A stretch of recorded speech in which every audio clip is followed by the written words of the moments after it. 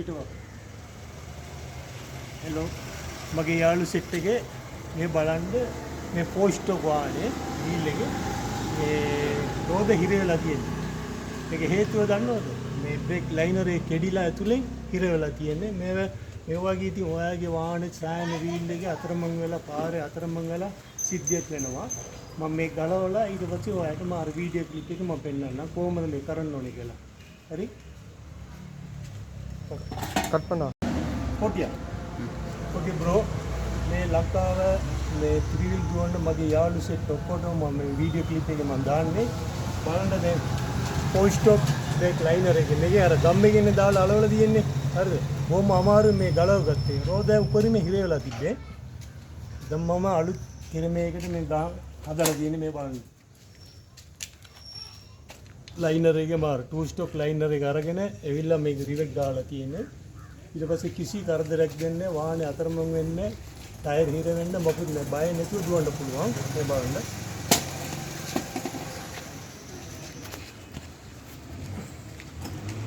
Video බලන්න video बनले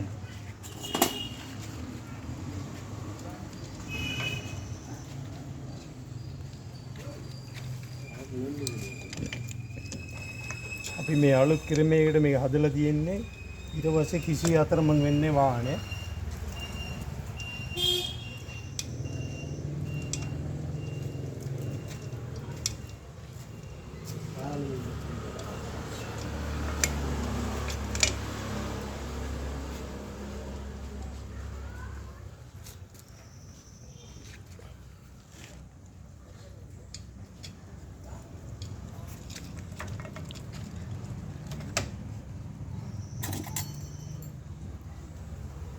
මේ මහදලා දෙම්ම නම් ආයේ මේ ඔයාගේ අර වාහන වීල් එකේ ලයිනර් කැඩෙන්නේ.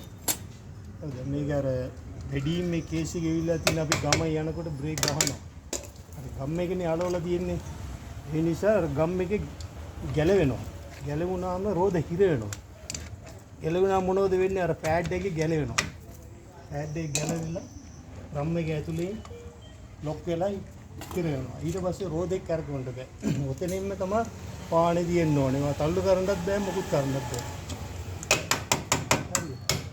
දැන් බලන්න ලංකන්ට මේ බලන්න ලයිනර් ඔක්කොම රිවෙට් ගාලා තියෙන්නේ. හරිද? වැඩේ පිළිවෙලට කරලා තියෙන්නේ. ආයි කිසි අතරමං වෙන්නේ ඔයාලට.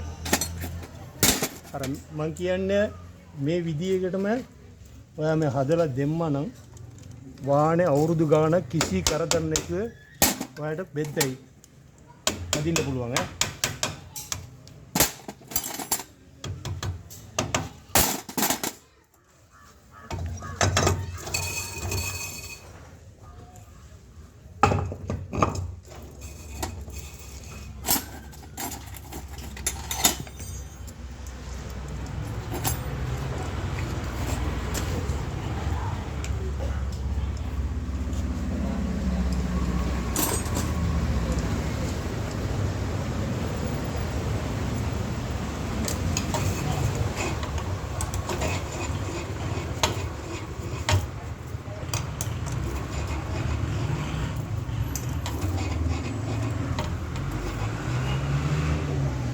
පිළිවෙලට කරලා තියෙන්නේ ආයේ කිසි කරදරයක් දෙන්නේ මේ විදියට හදාගන්න.